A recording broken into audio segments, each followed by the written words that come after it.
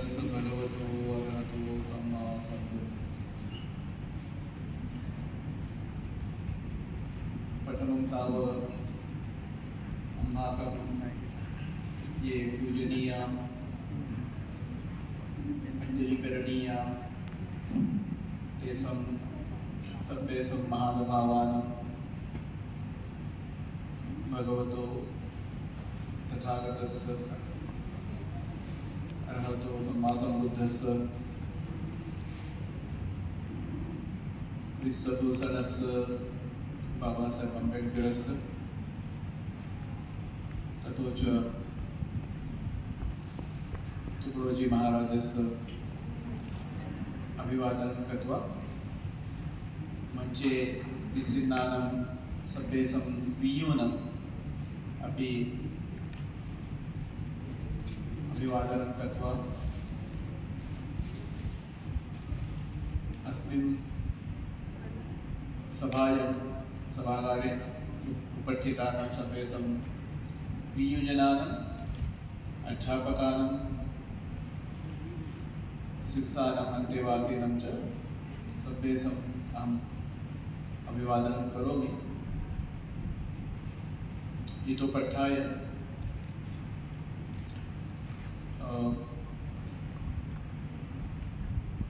मराठी भाषायां मम बीजभाषा करोमि। आज आपण या अखिल भारतीय पाली परिषदेसाठी जमलेलो आहोत। मंचावरती माझ्याहून वरिष्ठ असे आमचे डॉक्टर भागचंद जैन सर, या पाली प्राकृत विभागाचे विभाग प्रमुख नीरज बोधी, जे समर्थपणे या विभागाची धुरा सांभाळत आहेत, आणि त्यांच्यासोबतच या आजच्या संमेलनाचे जे सह आयोजक आहेत त्याच्यामध्ये PWS कॉलेज आणि त्यांचे सर्व अध्यापक आणि त्याचे प्रमुख, त्यानंतर पाली प्रचारणी सभा, बाजूला झेरॉक्स होता बाजूला, सगळ्यांचे मी सर्वप्रथम मनपूर्वक आभार मानतो की आपण सर्वांनी मला या बीजभाषण करायला निमंत्रित केलं। आज ज्यांचा सत्कार झाला आणि ज्यांना गौरवण्यात आलं त्या सर्व सहकार्यांचं मी मनपूर्वक अभिनंदन करतो की त्यांनी जे काही पालीच्या क्षेत्रात आजवर काही काम केलेलं आहे त्याचा एक यथोचित सन्मान आज बोधी सरांनी आणि त्याच्या विभागाने आणि या दोन्ही सह आयोजकांनी मिळून केलेलं आहे। तर त्याबद्दल मी सर्वांच्या वतीने या सर्व तिन्ही संस्थांचे आभार मानतो की त्यांनी आमच्या कामाला एक कौतुकाची पाठीवर थाप दिलेली आहे। त्याबद्दल सर्वांचं खरोखरच मनपूर्वक आभार मानतो। आज ज्या दोन पुस्तकांचं इथे प्रकाशन झालं त्या पुस्तकाच्या लेखिका ज्वाला टुंबे मॅडम आणि रेखा बडोले या दोघींचंही मनपूर्वक अभिनंदन करतो।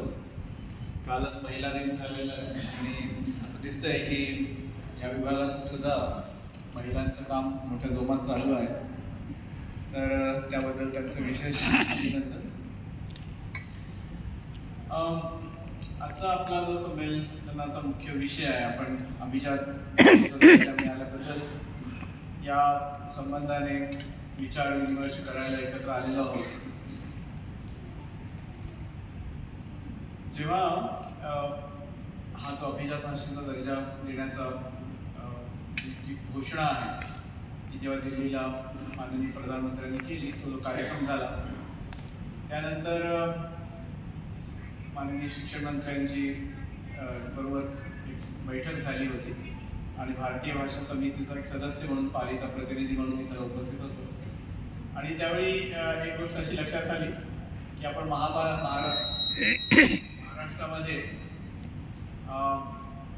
अभिजात भाषा असं म्हणतो, परंतु दिल्लीमध्ये मात्र या भाषेच्या बाबतीमध्ये शास्त्रीय भाषा असा शब्द प्रयोग करण्यात येतो. आणि नंतर मला असं कळलं की दक्षिणेकडे या भाषांसाठी या ज्या 11 भाषा आहेत त्याला 10 दर्जा मिळालेला आहे, त्यांच्यासाठी प्राचीन भाषा, पुराण भाषा वगैरे अशा पद्धतीचा शब्दप्रयोग होतो. तर मला ते ऐकून फार गंमत वाटली की एकच विषय आहे पण आपण त्याच्याकडे वेगळ्या पद्धतीने बघतो आहोत. आणि त्याच्यामध्ये मग प्रश्न असा येतो की आपण जेव्हा अभिजात भाषा असं म्हणतो त्यावेळी त्याचा काय अभिप्राय आहे, काय अभिप्रेत आहे त्याच्यात. कारण आपण महाराष्ट्रामध्ये जेव्हा अभिजात भाषा म्हणतो त्यावेळी त्याला एक वेगळा अर्थ आपल्या डोक्यात असतो. आणि त्याचबरोबर जेव्हा एखाद्या भाषेला शास्त्रीय भाषा म्हटली जाते त्याला इंग्लिशमध्ये क्लासिकल लँग्वेज असं शब्दप्रयोग होतो. त्याचा शास्त्रीय संगीत असतं, त्याला क्लासिकल म्युझिकला आपण शास्त्रीय संगीत म्हणतो. तसं तिथे या भाषेसाठी शास्त्रीय भाषा असा शब्द आहे. तर हे प्रत्येक शब्दाला एक आपापलं एक अर्थ आहे. आणि जेव्हा आपण प्राचीन भाषा किंवा पुरातन भाषा असं म्हणतो त्यावेळी त्याच्या प्राचीनतेवरती आपला भर असतो, त्या भाषेच्या प्राचीनतेवर. आणि आपल्याला माहिती आहे की या अभिजात भाषेचा दर्जा देताना त्या भाषेचं प्राचीन असणं, त्याला त्याच्या साहित्याला एक इतिहास असणं, कमीत कमी 1500 वर्षांचा, हा त्याच्यामधला एक महत्त्वाचा निकष होता. आणि त्या दृष्टीने आपल्याला माहितीच आहे सर्वांना की पाली भाषेला किमान 200 वर्षांचा आपण म्हणू की लिखित म्हणजे साहित्यिक इतिहास आहे. भाषा किती जुनी हा पुढचा प्रश्न, पण कमीत कमी आपण एवढा म्हणजे ठामपणे सांगू शकतो की या भाषेला एक 2600 वर्षांचा साहित्यिक इतिहास आहे. आणि त्या 2600 वर्षातून ही भाषा जी आहे ती अनेक टप्प्यांमधनं, मुख्यत्वे 3 टप्प्यांमधनं त्याचा विकास होत गेला. आणि आज ज्या स्वरूपात आपण पालीचा अभ्यास करतो, पाली भाषेचं अध्ययन करतो, ती भाषा आजपर्यंत आपल्याला येऊन पोहोचली. पण ही जी भाषा आहे ती एकच एक भाषा नाही आहे. खरं तर या भाषेचं सुद्धा 2600 वर्षाच्या इतिहासामध्ये त्याच्यामध्ये सुद्धा स्थित्यंतरं झालेली आहेत, त्याच्यामध्ये बदल झालेले आहेत, त्याची रूपं बदललेली आहेत. जरी त्याला आपण पाली म्हणत असतो तरी ती भाषा ही काही एकरूप अशी भाषा म्हणता येणार नाही. त्रिपिटक काळातली जी भाषा आहे, ज्याला साधारण आपण असं म्हणतो की भगवान बुद्धांच्या काळापासून ते सम्राट अशोकापर्यंतचा जो काळ आहे की 350 वर्षाचा काळ आपण म्हणतो. या 300 वर्षाच्या काळामध्ये सुद्धा आपल्याला पालीचे वेगवेगळे स्तर दिसतात. म्हणजे सूतनिपातासारखी त्याच्या खास करून अष्टकवक्क आणि पारायण वर्गामध्ये अत्यंत प्राचीन स्वरूपाची पाली, त्याच्यानंतर इतर जे ग्रंथ आहेत त्रिपिटकाचे त्याच्यामध्ये थोडीशी अर्वाचीन अशी म्हणता येईल अशी पाली. हा सगळा प्रवास आपल्याला दिसतो. आणि सम्राट अशोकाच्या काळापर्यंत येता येता आपल्याला असं दिसतं की कथावस्तूसारखे जे ग्रंथ आहेत तिथे पाली ग्रंथ आहेत, अभिनव पिटकाचा भाग आहे, आपल्या सर्वांना कल्पना आहे तो त्रिपिटकामध्ये समाविष्ट होणारा त्या अंतिम ग्रंथ असं म्हणता येईल. तर त्याची भाषा जी आहे ती जी पाली आहे ती पुन्हा थोडीशी वेगळी पाली आहे. ती जर तुम्ही वाचली तर तुमच्या लक्षात येईल की ती पटकन वाचून समजत नाही ती भाषा, थोडासा त्याचा बाज वेगळा आहे. त्याच्यानंतरच्या काळामध्ये काही जे ग्रंथ आले त्याच्यामध्ये बुद्धवंशासारखा ग्रंथ असेल, नेती पेटकोपनिषदासारखे ग्रंथ असतील, मिलिंद पय्यासारखा ग्रंथ असेल, नंतरच्या काळात आलेले ग्रंथ आहेत. तर त्याच्यामध्ये पुन्हा आपल्याला भाषेचं एक वेगळं रूप, एक अधिक थोडंसं प्रौढ आणि प्रगल्भ अशा स्वरूपातलं गद्य आणि काही प्रमाणामध्ये बुद्धवंशाच्या संदर्भामध्ये पद्य सुद्धा हे आपल्याला विकसित झालेलं दिसतं. त्यानंतरचा काळ जो आहे तो मात्र आपण म्हणू की पालीच्या इतिहासाच्या दृष्टीने एका प्रकारे अंधार युगाचा काळ आहे. म्हणजे अंधार युग या दृष्टीने की त्या दरम्यान म्हणजे खास करून इसवी सन पूर्व 3ऱ्या शतकानंतर ते इसवी सनाच्या 4थ्या शतकापर्यंत मधल्या काळामध्ये जवळपास 600-700 वर्षामध्ये हे आता मी जे उल्लेख केलेले काही ग्रंथ आहेत, मिलिंदपायी आहेत, नीतिप्रकरण, पेटकोपदेश, बुद्धवंश यासारखे जे काही ग्रंथ आहेत तर ते सोडता आपल्याला इतर काही ग्रंथाची निर्मिती झाल्याबद्दल काही फार माहिती मिळत नाही. आणि एकंदरीत पालीच्या क्षेत्रात या भाषेत त्या काळात काय घडत होतं, त्याचा अभ्यास कसा होत होता, त्याच्यामध्ये काही साहित्य निर्मिती होत होती की नाही याबद्दल आपल्याला फारच कमी माहिती. एक आपल्याला फक्त जो उल्लेख सापडतो तो म्हणजे इसवी सन पूर्व 1ल्या शतकामध्ये वट्टगावेरीच्या काळामध्ये ह्या पाली ग्रंथांचं, त्रिपिटकातल्या ग्रंथांचं लिखाण झालं, ते लिपिबद्ध झालं.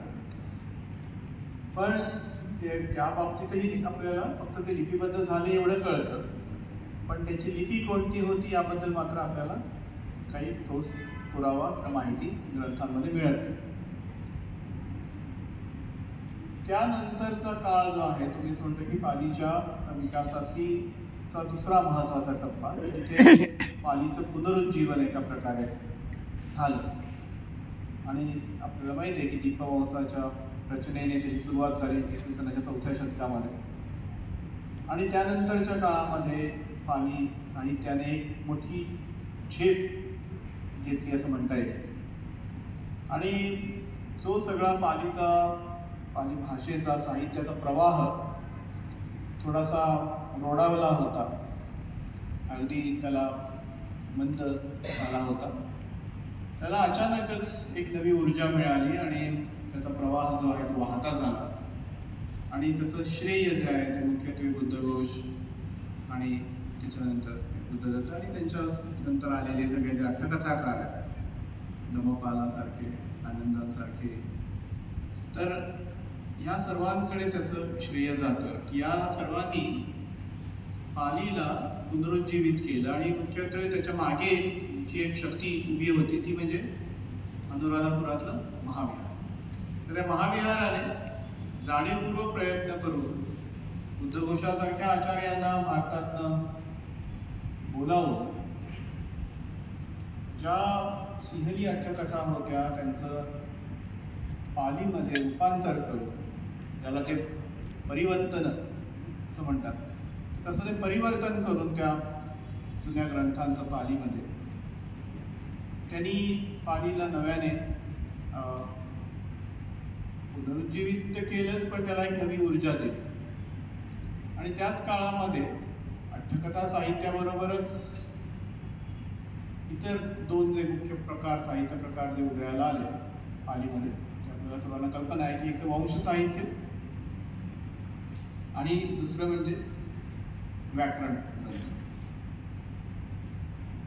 बौद्धांचं या बाबतीतलं योगदान मानण्यासारखं आहे की खरं तर बौद्ध परंपरा जिथे जिथे म्हणून रुजली आणि विकसित झाली, त्यांनी ऐतिहासिक नोंदी करणं हा त्यांचा एक महत्त्वाचा योगदान आहे. म्हणजे इतर परंपरांमध्ये आपल्याला तेवढं ऐतिहासिक पद्धतीचं लिखाण दिसत नाही, पण बौद्ध परंपरेमध्ये आपल्याला पालीमध्ये वंशग्रंथ सापडतात, आपल्याला संस्कृत बौद्ध परंपरेमध्ये सुद्धा अशा पद्धतीचे काही ग्रंथ सापडतात.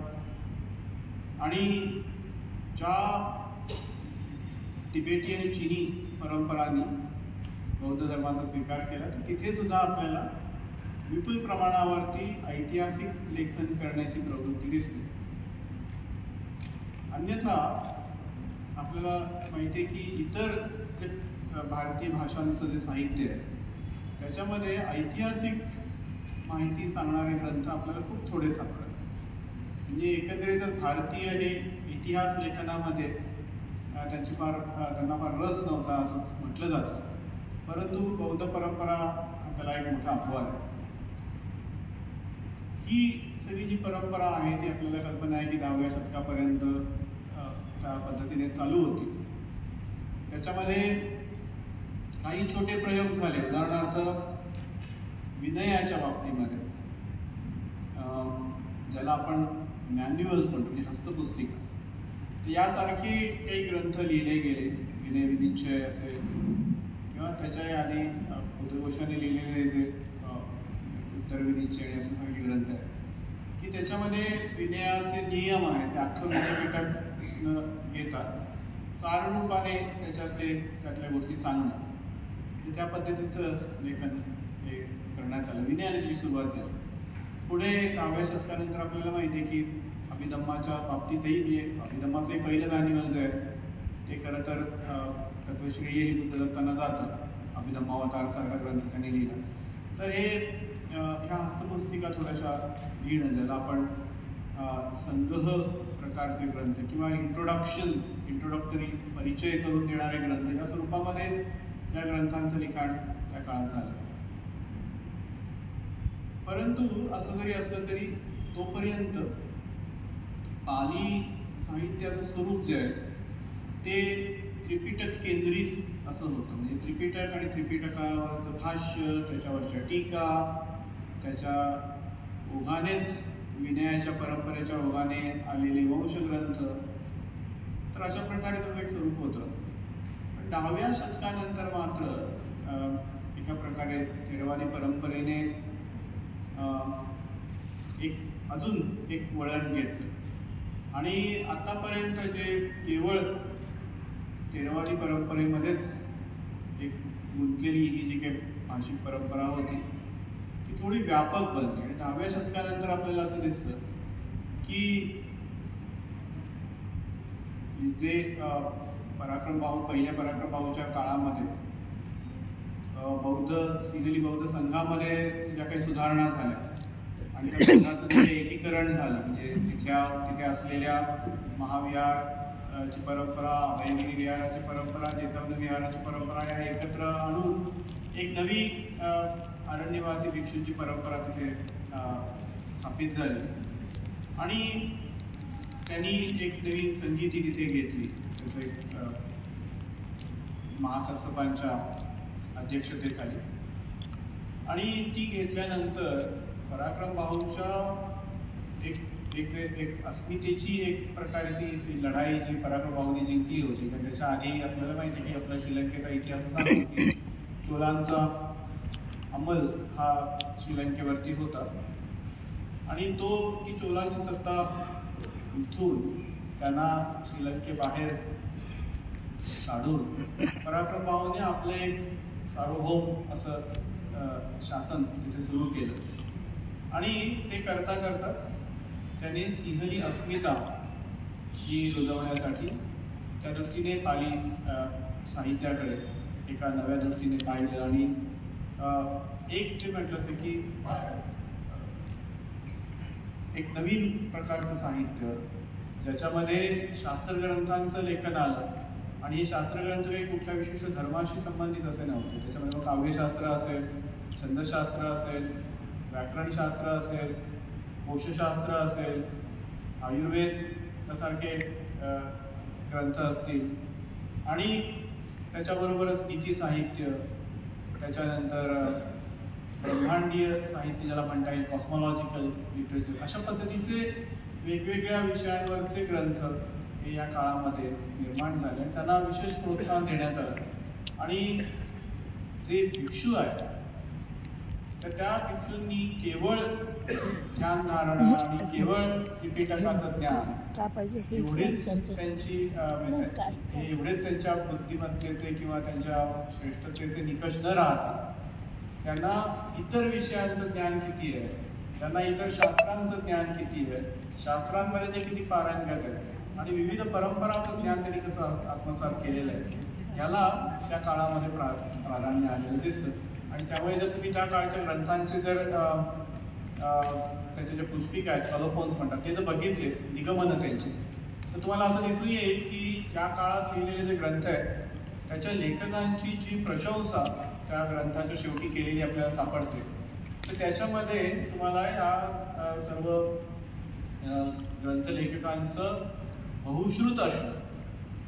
मगाशी आपण महामंगल सूक्ताचं पठण केलं मॅडमने, तर त्याच्यामध्ये जे आहे की बाहुसच्चमचं सिद्ध ते बाहुसच्च म्हणजे बहुश्रुतता, पुष्कळ वेगवेगळ्या गोष्टी ऐकलेल्या असणं, पुष्कळ वेगळ्या गोष्टींचं ज्ञान असणं, हा जो गुण आहे त्याला खूप प्राधान्य मिळालं.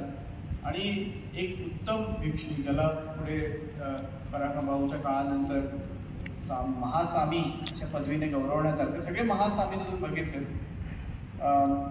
महाकाश्यपानंतर सारिपुत्त थेर, त्याच्यानंतर मोगलान थेर, त्याच्यानंतर संगरक्षित थेर, त्याच्यानंतर वनरत्न मेधनकर थेर, ही सर्व जी मंडळी आहेत अगदी श्री राहुलापर्यंत, तर ही सगळी जी परंपरा आहे ते सर्व विद्वान भिक्षू होते आणि त्यांचं त्रिपिटकाबरोबरच त्यांचा इतर शास्त्रांचा हा चांगला अभ्यास होता.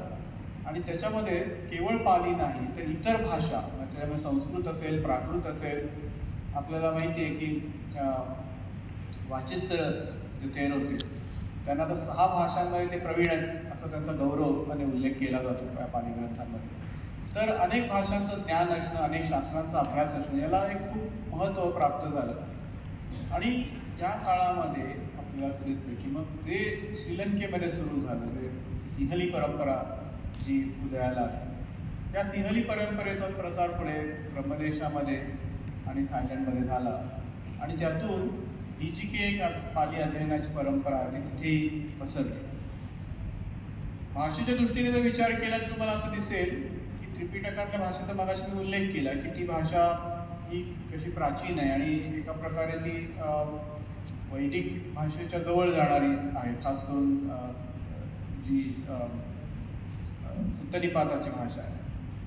पण नंतरच्या काळात ही जी दुसऱ्या फेजमध्ये, दुसऱ्या कालखंडामध्ये जी उदयाला आलेली जी पाली भाषा आहे, तर ती एक खूप प्रौढ आणि त्याला म्हणून की भाषेचं अधिक समृद्धी असणारी अशी भाषा आहे.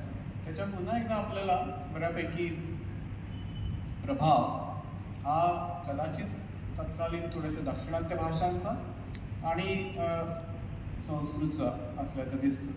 कारण ती जी काही भाषिक परंपरा आहे ती एका प्रकारे अशी शास्त्रीय भाषेची परंपरा आहे, ती तशी उदयाला आली आहे.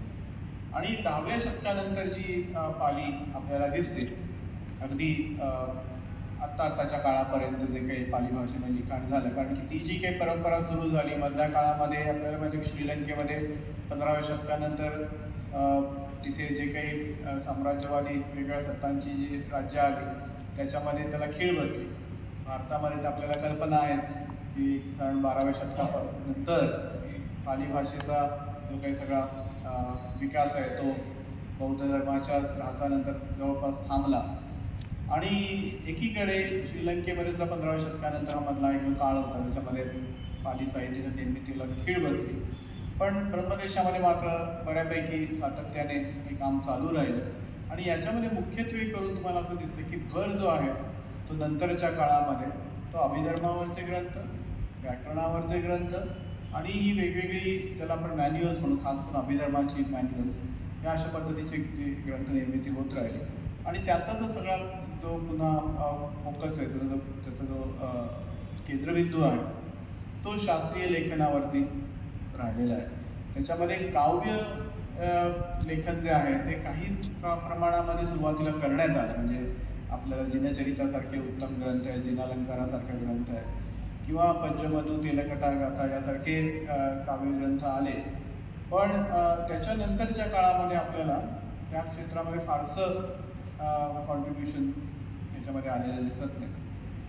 आधुनिक काळामध्ये मी म्हटलं असं की ह्या देशांमध्ये या तिसऱ्या खास करून टप्प्यावर आपल्याला असं दिसतं की पाली ह्या विविध देशांमधल्या बौद्ध परंपरांमधली, थेरवादी बौद्ध परंपरांमधली संपर्क भाषा म्हणून उदयाला आली. आपल्याला जे पालीमध्ये एक सीमा साहित्य सापडतं, सीमा याचा अर्थ जी उपोत्सवाची जी सीमा ठरवली जाते तर त्या संबंधीचे जे काही वाद झाले, काही त्याच्यामध्ये प्रश्न निर्माण झाले ब्रह्मदेशामध्ये, श्रीलंकेमध्ये, तर त्या संबंधीचा जो सगळा जो पत्रव्यवहार किंवा ग्रंथधुरं आणि विपස්සनाधुरं या पद्धतीचा असा एक डिबेट उदयाला आला होता की ग्रंथाचा अभ्यास करणारीची परंपरा महत्त्वाची का ध्यान विपश्यना करणारी परंपरा महत्त्वाची.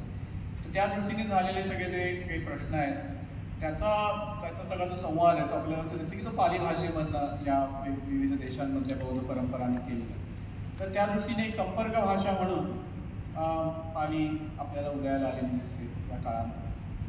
आणि नंतरच्या काळामध्ये आपल्याला असं माहिती की आधुनिक काळ ज्याला आपण म्हणतो म्हणजे 19वे शतक 20वे शतक हा अजून एक चौथा टप्पा आपल्याला आता सांगता येईल पालीच्या एकंदरीत इतिहासाच्या दृष्टीने की या काळामध्ये पालीचे नव्याने पुनरुज्जीवन आपल्याला झालेलं दिसतं. खास करून भारतामध्ये आपल्याला कल्पना आहे की जो सगळा इतिहास आपला जमिनीखाली दडपला गेला होता आणि एका प्रकारे भारतीयांच्या मनामध्ये त्यांच्या आठवणीमध्ये सुद्धा कुठेतरी दडपला गेला होता. तो हळूहळू हे जे काय पुरातत्वीय जे काही संशोधनं झाली त्यातनं जी बौद्ध स्थळं उदयाला आली, प्रकाशात आली, त्या माध्यमातून हळूहळू साहित्याचा अभ्यास व्हायला लागला. मग त्याच्यामध्ये संस्कृतमधलं बौद्ध साहित्य असेल, पालीमधलं बौद्ध साहित्य असेल, याचा जसा जगभरामध्ये अभ्यास सुरू झाला तशी हळूहळू या सगळ्या बौद्ध परंपरेला पुन्हा एकदा त्याचे एक पुनरुज्जीवन हे झालेलं आपल्याला दिसतं.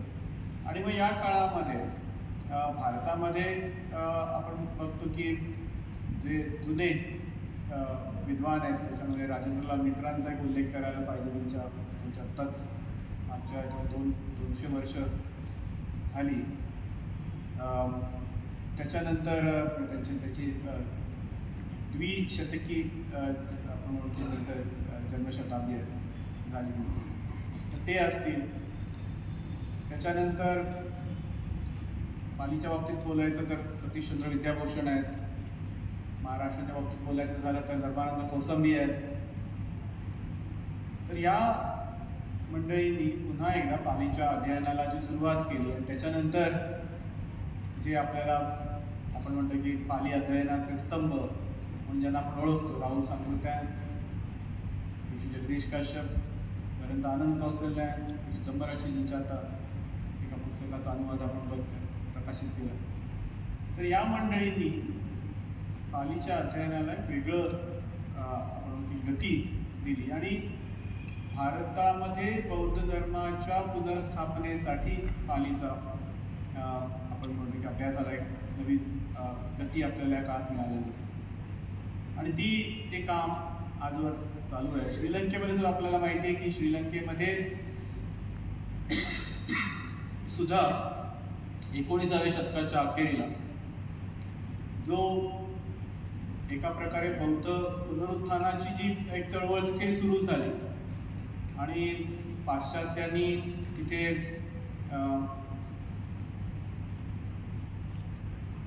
बौद्ध धर्माच्या बाबतीमध्ये जे काही धोरण अवलंबलेलं होतं त्याच्या समक्ष बौद्ध धर्माचं महत्त्व पटवण्यासाठी आणि त्याच्यामधली जी काही सशक्त अध्ययन परंपरा आहे ती पुढे आणण्यासाठी तिथल्या भिक्षूंनी पाली साहित्याला नव्या पद्धतीने आणि एका प्रकारे पाश्चात्य सगळी जी अध्ययन पद्धती आहे तिचा वापर करून त्यांनी अनेक ग्रंथांची पाली ग्रंथांची आवृत्त्या या सिंहलीमध्ये काढायला सुरुवात केली. तीच आपल्याला गोष्ट ब्रह्मदेशातही झालेली दिसते.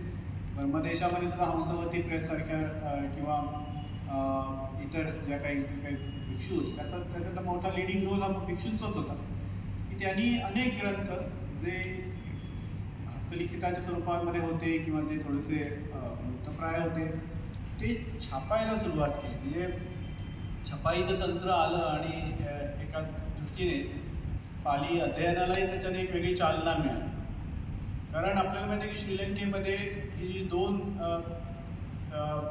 केंद्र उभी राहिली, विद्योदय परिवेण आणि विद्यालंकारा परिवेण, या 2 पिरियडांमधनं तिथल्या भिक्षूंनी अनेक उत्तमोत्तम ग्रंथ, पाली ग्रंथ हे सिंहली भाषेमध्ये आणि सिंहली लिपीमध्ये भाषेमध्ये तर ते प्रकाशित केले.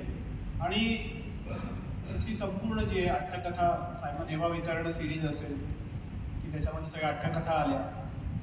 आणि इथे श्रीलंकेमध्ये आपल्याला माहिती आहे की त्याच काळामध्ये या 5वी संगीती, 5वं संगायन आणि 6वं संगायन, त्याला आपण संगायनची सिरीज म्हणून ओळखतो, तर ती एक त्याला एक चालना मिळाली. आणि श्रीलंकेच्या बाबतीत बोलायचं तर 1956च्या आसपास पुन्हा त्यांची बुद्ध जयंती एडिशन त्रिपिटकाची प्रकाशित झाली.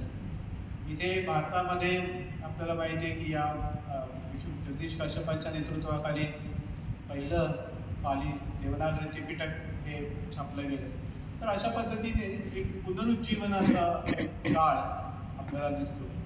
थायलंडमध्ये सुद्धा बऱ्यापैकी आपल्या त्या दृष्टीने काम झालेलं दिसतं याच कालावधीमध्ये. तर एकंदरीत थोडंसं आपण मागे वळून बघितलं तर आपल्याला असं दिसेल की पाली साहित्याचा इतिहास जो आहे, इथे मागचे जैन सर उपस्थित आहेत, त्यांनी आताच मला त्यांचं पाली साहित्याचे एक पुस्तक दिलं. त्यांच्यासमोर हा विषय बोलणं जरा थोडंसं धारिष्ट्याचं आहे, पण तरी पण थोडंसं माझ्या दृष्टीने मी सांगतो की एक आपल्याला असं दिसेल की 4 टप्पे. पहिला टप्पा त्याला म्हणू की जिथे पाली साहित्याचा आपल्याला प्रारंभ एका पद्धतीने म्हणता येईल. आणि बुद्धांनी लोकभाषेचा, जनपद निवृत्तीचा आधार घेऊन आपलं जे ज्ञान आहे ते सर्वसामान्यांपर्यंत पोहोचवलं. त्या काळात बुद्ध ज्याप्रमाणे म्हणतात की ही जनपद निवृत्ती ही सर्वसामान्यांची भाषा होती, लोकभाषा होती. ही लोकभाषा बुद्धांनी त्याच्यामध्ये त्यांना प्राप्त झालेलं ज्ञान त्या भाषेमध्ये आणून त्या भाषेला एका प्रकारे ज्ञानभाषा बनवली. आणि त्याच्यासाठी जो शब्द बुद्धघोषाने वापरलेला आपल्या अट्टकथांमध्ये की ती धम्मनिवृत्ती झाली, धम्माची भाषा झाली.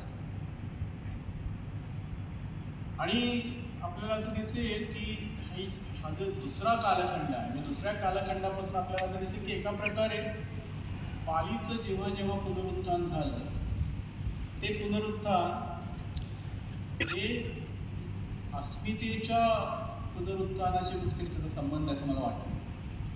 म्हणजे तुम्ही लक्षात घ्या की भगवान बुद्ध आणि महावीर या 2 श्रमण नेत्यांनी, श्रमण लोकगुरूंनी तत्कालीन प्रादेशिक भाषांचा आग्रह धरला. आणि केवळ आग्रह धरला नाही, त्यांचा वापर केला, त्यांना ज्ञानभाषाच्या स्तरापर्यंत नेलं. हे खूप मोठं काम आहे. म्हणजे आज आपण आपले प्रभू इथे नाही आहेत, पण म्हणजे आता NEPच्या बाबतीत मग असे म्हणत होते NEP लागू केलं. आणि NEPचं मध्ये एक तत्व आहे की प्रादेशिक भाषांमध्ये शिक्षण द्यावं. तर आपल्याला असं म्हणता येईल की हे आमचं NEP हे 2600 वर्षापूर्वी सुरू झालं. एका प्रकारे भगवान महावीरांनी आणि भगवान बुद्धांनी भाषेमध्ये ज्ञान द्यायला सुरुवात केली आणि त्यांना ज्ञानभाषा बनवलं. प्रादेशिक भाषा त्यांनी ज्ञानाच्या संवादामध्ये आणल्या. आणि तेवढंच झालं नाही तर पाली भाषेमध्ये ज्या पद्धतीचे प्रयोग म्हणजे साहित्य म्हणून त्या काळात झाले, तसे प्रयोग आपल्याला असं दिसतं की संस्कृत भाषेमध्ये सुद्धा झाले नव्हते. संस्कृत साहित्य त्या काळातलं आहे, त्यामध्ये आपल्याला झालेलं दिसत नाही. म्हणजे ही जी दीर्घ सूत्र आहे त्याच्यामध्ये संवाद शैली आहे की आपल्याला म्हणजे वेदामध्ये काही संवाद सूत्र वगैरे आहेत, त्याचा अभ्यास केला होता. पण त्याच्यानंतरच्या काळामध्ये अशा पद्धतीची दीर्घ संवादात्मक किंवा प्रवचनात्मक अशा पद्धतीचं लिखाण हा एक भाग झाला. त्याच्यानंतर प्रश्नोत्तर स्वरूपामधले ग्रंथ झाले. विनितपय्य आहे, त्याच्या आधी कथावतूपैकी ग्रंथ आहेत की जे संवाद डिबेट फॉर्ममध्ये लिहिले गेलेले ग्रंथ आहेत. त्याच्यानंतर आपण बघू तर कथा साहित्य विपुल प्रमाणामध्ये निर्माण झालं. की त्याचाही एका प्रकारे मान पालीला मिळतो की पालीमध्ये सर्वप्रथम अशा पद्धतीचं विपुल कथा साहित्य हे निर्माण झालं.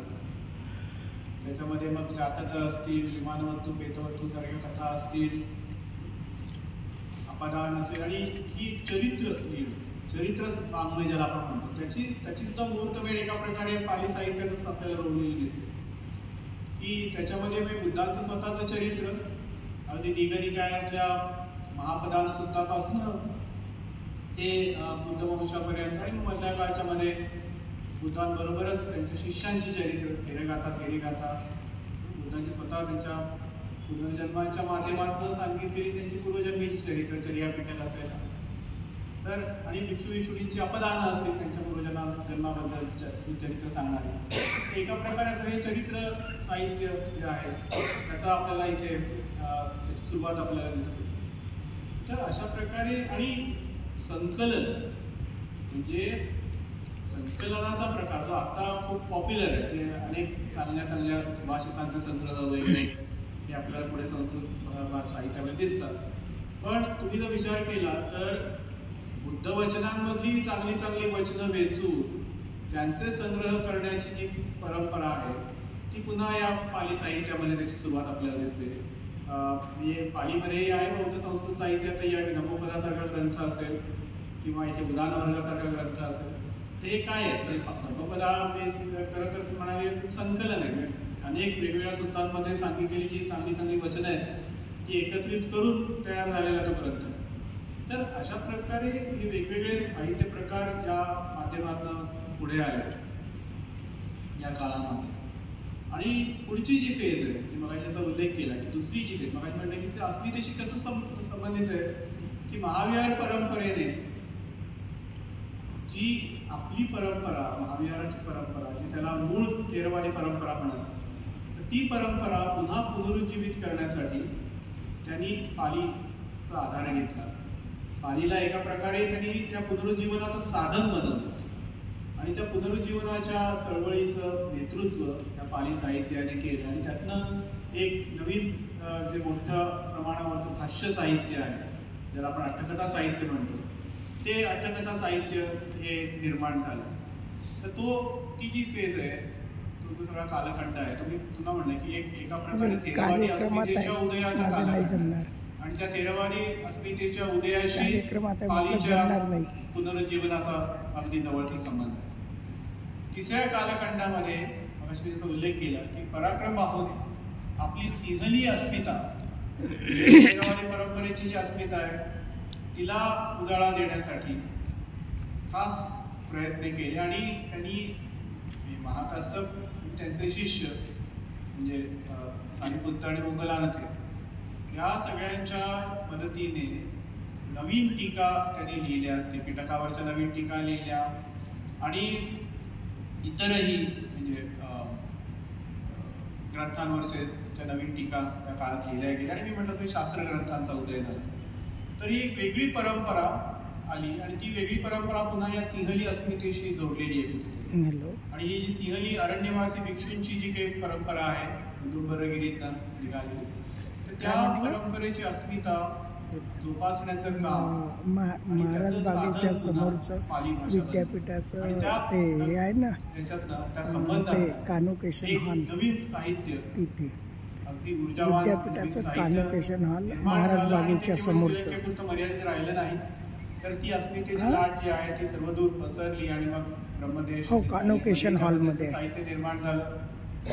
हे महाराज बागेच्या समोर म्हणजे पालीच्या ज्या वेगवेगळ्या अवस्था आहेत सिद्ध्यंतर आहेत ती समजून घेतली पाहिजे. दीक्षांत आता आपण म्हणलं की आधुनिक काळामध्ये जी चौथी पालीची एक आपण म्हणू पुनरुज्जीवनाची जी लाट आहे ती पण पुन्हा अशा प्रकारच्या अस्मितेशी जोडलेली आहे. भारतामध्ये आपल्याला माहिती आहे की बौद्ध अस्मितेचा त्या पुनरुज्जीवनाशी पालीचा संबंध जवळचा आहे. पालीचे सगळा जो अभ्यास सुरू झाला इथे नव्याने तो बौद्ध धर्माच्या पुनरुज्जीवनाशी अगदी जवळून जोडलेला आहे आणि त्याच्यामुळे जर बौद्ध धर्माचं पुनरुत्थान व्हायचं असेल या देशामध्ये तर पाली साहित्याचं पुनरुत्थान झालं पाहिजे, पाली साहित्य लोकांपर्यंत पोहोचलं पाहिजे आणि त्याच्या माध्यमातूनच बौद्ध धर्माचं ज्ञान लोकांना होऊ शकेल. या जाणीवेतनं मगाशी मी ज्या सगळ्या विद्वानांचा उल्लेख केला त्यांनी पाली भाषेवरती अभ्यास करायला, त्याचं काम करायला, त्याचा अनुवाद करायला सुरुवात केली. तेच आपल्याला दिसतं की श्रीलंकेमध्ये झालेलं आहे की विद्योदय विद्यालंकारासारख्या या पिरिवेणांमधनं, या विद्यापीठामधनं सिंहली जी बौद्ध अस्मिता आहे की जिला उभं करायचं आहे त्या बौद्ध धर्माला, की जो ख्रिश्चन धर्माचा जो पगडा तिथे आहे आणि जी आता असं हिणवलं जात होतं की हा तुमचा धर्म जो आहे तो मागासलेला आहे, पुरसटलेला आहे, तर त्याच्या समोर बौद्ध धर्माचं एक शास्त्रीय असं स्वरूप ठेवण्याचं जे काम आहे ते करण्यासाठी पुन्हा तिथल्या एकंदरीत तिथली जी काही विद्वज्जन होते, विद्वान होते, त्यानं पालीची मदत घ्यावी लागली, पाली साहित्याचाच आसरा घ्यायला लागला आणि पाली साहित्य पुन्हा एकदा त्यांनी आधुनिक पद्धतीने लोकांसमोर आणून की आमची भाषा, आमचं साहित्य हे कसं प्रगत आहे, कसं शास्त्रीय आहे आणि भगवान बुद्धांनी दिलेले विचार हे कसे शास्त्रीय आहेत आणि ते कुठल्याही प्रकारे काय म्हणून की अंधश्रद्धेला खतपाणी घालणारे किंवा असे विचार नाही, ते मानवतेचा विचार करणारे आहेत, त्याच्यामध्ये कशी आधुनिक मूल्य त्या साहित्यामध्ये आहेत हे सांगण्याचा जो प्रयत्न आपल्याला या काळात झालेला दिसतो, या आधुनिक काळामध्ये. आणि आपल्याला देखील बाबासाहेब आंबेडकरांनी तर या संपूर्ण साहित्याला एका वेगळ्या उंचीवर नेऊन ठेवलं एका दृष्टीने, की त्यांनी पाली साहित्याकडे समाज परिवर्तनाचं माध्यम म्हणून त्याच्याकडे पाहिलं आणि एक समाज परिवर्तनाचं साधन म्हणून त्यांनी या बौद्ध साहित्याला आपल्या समोर आणलं. बुद्ध धम्माच्या माध्यमातून अनुवादित स्वरूपात का होईना पण हे साहित्य सर्वसामान्यांकडे समोर आलं आणि त्याच्यातनं भगवान बुद्धांचा जो काही सामाजिक संदेश आहे, जो मानवतावादी संदेश आहे, तो बाबासाहेबांनी पुढे आणला. केवळ तेवढंच केलं नाही तर एक खरा धर्म ज्याला त्यांनी सद्धम्म म्हटलं, तो धम्माच्याही पलीकडे आहे, तो सद्धम्माची मांडणी करत असताना, लोकशाही मूल्यांची मांडणी करत असताना, एका वेगळ्या समाज रचनेची मांडणी करत असताना बाबासाहेबांनी पुन्हा याच साहित्याचा आधार घेतला आणि या बौद्ध साहित्याच्या आधारे त्यांनी एका नवीन समाजाची ज्याला आपण म्हणतो ब्लू प्रिंट, ती ब्लू प्रिंट जी आहे ती त्यांनी बुद्ध धम्माच्या माध्यमातून आपल्यासमोर ठेवली.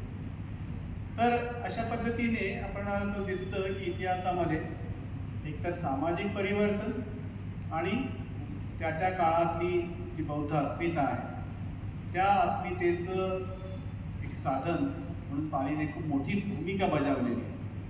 आज या भाषेला अभिजात भाषेचा दर्जा मिळाला, त्याच्यासाठी अनेक लोकांनी प्रयत्न केले.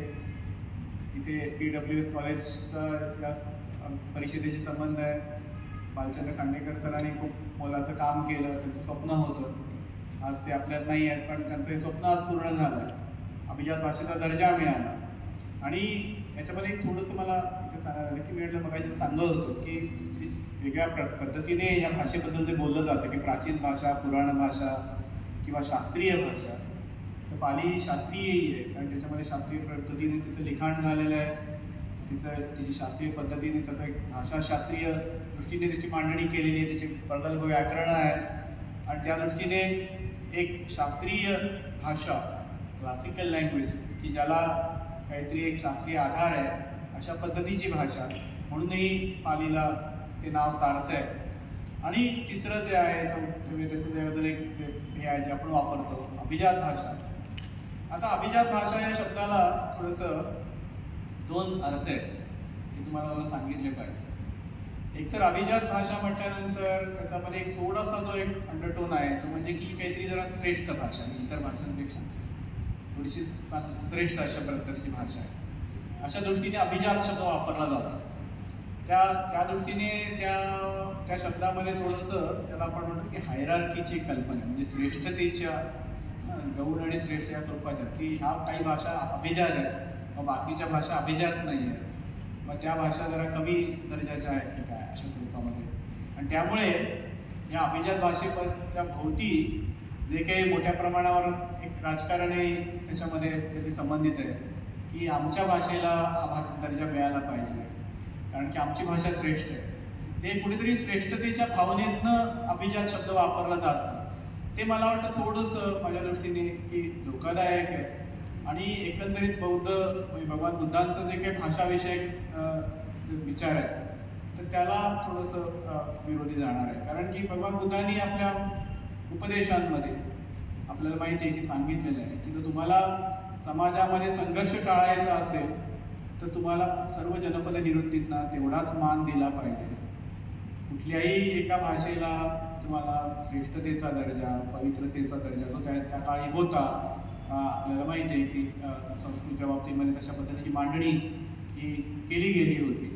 तर त्या पार्श्वभूमीवर भगवान बुद्धांनी सांगितलं की नाही, भाषेचा जो दर्जा आहे तो हा कुठल्याही प्रकारे श्रेष्ठ कनिष्ठ हा असं म्हणणं हे चुकीचं आहे. कारण ते शेवटी ते विचारांचं संवादाचं माध्यम आहे आणि जर काही श्रेष्ठता ठरवायचीच असेल तर ती त्या भाषेतनं काय व्यक्त होतं. म्हणून सुभाषित सुत्तामध्ये भगवान बुद्धांनी सांगितलं की जी वाणी प्रिय आहे, इतरांना न दुखावणारी आहे, जी वाणी अर्थ आहे, म्हणजे जी दुसऱ्याच्या भल्याचा विचार मांडणारी आहे, जी सत्य आहे, जी असत्याला थारा न देणारी आहे आणि जी धम्म आहे म्हणजे जी दुःखनाशाच्या संदर्भात जी मांडणी करते, तर ती वाणी जी आहे, ती भाषा जी आहे ती सुभाषिता भाषा. तर अशा पद्धतीने भगवान बुद्धांनी श्रेष्ठ भाषेची एक वेगळी व्याख्या आपल्याला दिली. त्यांनी जशी अनेक वेगळ्या संकल्पनांच्या नवीन व्याख्या आपल्याला दिल्या, तशी चांगली भाषा, श्रेष्ठ भाषा काय असते याची एक वेगळी व्याख्या भगवान बुद्धांनी त्या सुभाषित सूक्ताच्या माध्यमातून दिलेली आहे. आणि त्या दृष्टीने विचार केला तर भगवान बुद्धांनी हा विचार आपल्याला मांडला की सर्व भाषा समान आहे. त्या भाषेत तुम्ही काय व्यक्त करता आणि कुठले विचार व्यक्त करता हे जास्ती महत्वाचं आहे. तर हा एक वेगळा विचार भगवान बुद्धांनी दिला आणि त्यामुळे श्रेष्ठतेच्या दृष्टीने अभिजात म्हणणं एखाद्या भाषेला म्हणजे पालिका असेल तर हे भगवान बुद्धांच्या विचाराशी थोडंसं विसंगत अशी गोष्ट. दुसरा अभिजात शब्दाला एक जो वेगळा अर्थ आहे तोही आपण लक्षात घेतला पाहिजे की नॉर्मली अभिजात म्हणजे जे अभिजनांचं आहे ते अभिजात असं समजलं जातं. अभिजन म्हणजे कोण, ज्याला आपण एलिट म्हणतो, समाजामध्ये जे वरच्या स्तरावरती आहेत. मग ते जातीय दृष्ट्या असतील, आर्थिक दृष्ट्या असतील, सामाजिक दृष्ट्या असतील, अनेक दृष्टीने ते आता एलिटनेस हा ठरतो, शिक्षणावरनं ठरतो, एलिट त्याला म्हणतात. तर जे अभिजनांचं आहे ते अभिजात. पण पुन्हा ही संकल्पना जी आहे ती सुद्धा थोडीशी आपल्याला त्याचा वापर जपून केला. कारण ती काय आहे की मी मगाशी म्हटलं असतं की भगवान बुद्धांचा जो विचार आहे तो सर्वसामान्यांसाठी, बहुजन हिताय बहुजन सुखाय. तिथे एलिटचा विचार नाही, हे बहुजनांसाठीचं साहित्य, ती बहुजनांची भाषा आहे, तो बहुजनांचा हिताचा विचार आहे आणि बहुजनांच्या सुखाचा विचार. त्यामुळे त्या दृष्टीने आम्ही अभिजाततेचा विचार करू नये असं मला वाटतं. किंवा पालीला आपण अभिजात म्हणतो, पाली ही श्रेष्ठ भाषा आहे कारण ती मगाशी मी सांगितलं त्याप्रमाणे बुद्धांनी जे 4 निकष सांगितले ते 4 निकष पूर्ण करणारी भाषा आहे, म्हणून ती सुभाषिता आहे, ती चांगली वाणी आहे. पण म्हणून ती भाषा इतर भाषांपेक्षा श्रेष्ठ आहे, इतर भाषा कमी दर्जाच्या आहेत अशा पद्धतीची मांडणी आपण पाली अभ्यासकांनी करू नये. कारण की ते भगवान बुद्धांच्या मूळ विचाराशी जुळणार आहे, हे लक्षात घेतलं पाहिजे.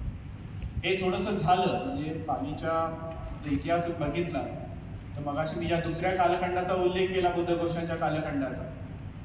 त्याची एक कथा तुम्ही सगळ्यांनी ऐकली असेल की बुद्धघोषांनी जेव्हा त्या सिंहली अट्टकथांचा पालीमध्ये अनुवाद केला त्याच्यानंतर सगळ्या सिंहली अट्टकथा जळून नष्ट झाल्या अशी एक कथा सांगितली जाते.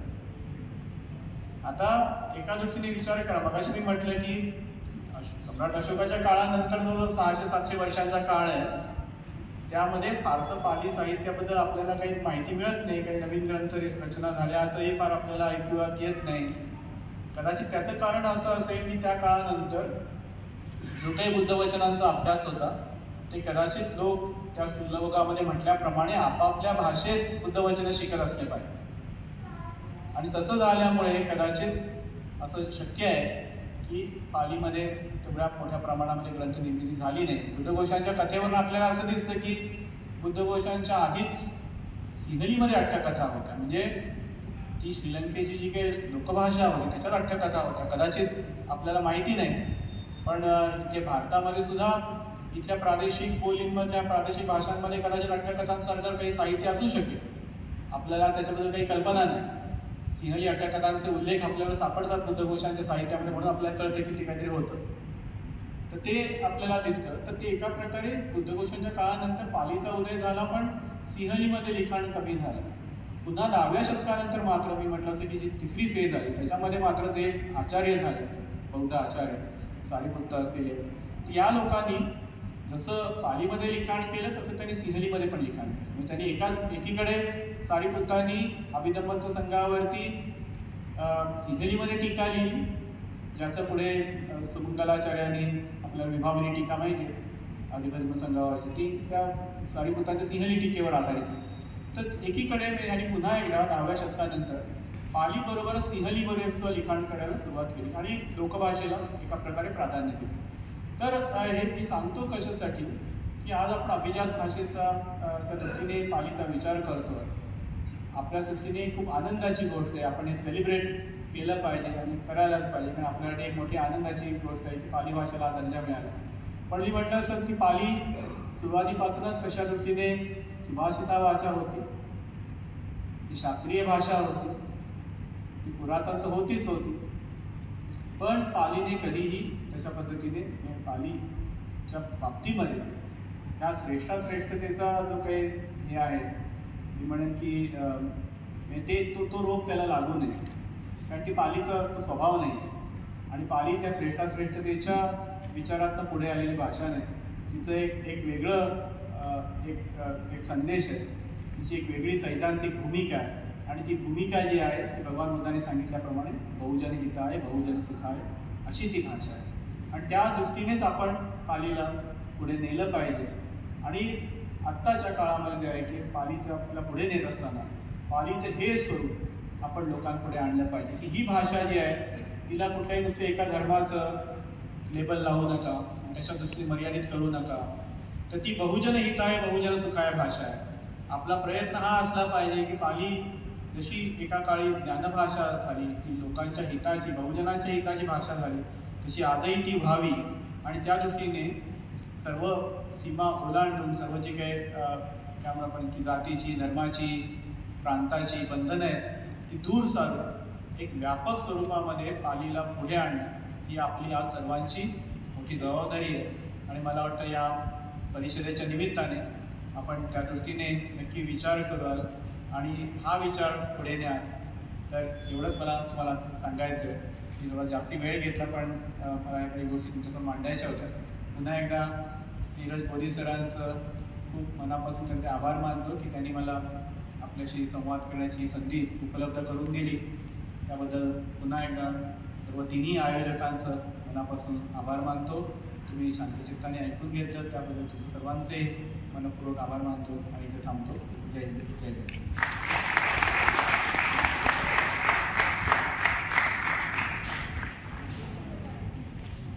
साधु साधु साधु. आचार्यो महेशो देवपुरो उत्तम पकारेण पाली भाषाय अभिजात रूपम् इमस्मिन् परिसा प्रकटं करोमि.